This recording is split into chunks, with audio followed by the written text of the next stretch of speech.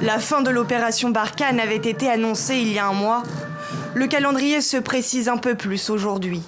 Accompagné de son homologue nigérien Mohamed Bazoum, le président Emmanuel Macron s'est voulu clair sur les intentions françaises au Sahel. Nous restons engagés au Sahel parce que cela nous est demandé par les États de la région.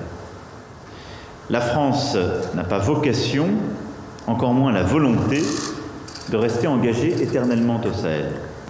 Après 8 ans d'engagement massif et 50 soldats morts au combat, le constat est sans appel. Les djihadistes restent toujours aussi menaçants.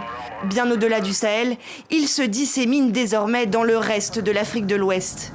En cohérence avec l'impératif d'endiguer une diffusion de la menace au sud, elle se traduira par une réduction de nos empreintes militaires les plus au nord. Ces fermetures s'étaleront sur le second semestre de l'année 2021 et seront achevées d'ici le début de l'année 2022. Kidal, Thessalie, Tombouctou seront ainsi progressivement dégrafés.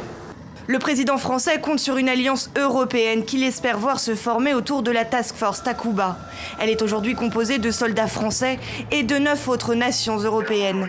La mission Takuba sera menée depuis le poste de commandement de Niamey, conjointement avec les armées du G5 Sahel. Je ne conçois pas que c'est la vocation de la France ou de son armée, ou la vocation de l'armée de quelque autre pays de venir faire la guerre à notre place. Nous avons à faire en sorte que nos forces soient efficaces. À terme, la France maintiendra entre 2500 et 3000 hommes dans la région, contre 5100 aujourd'hui.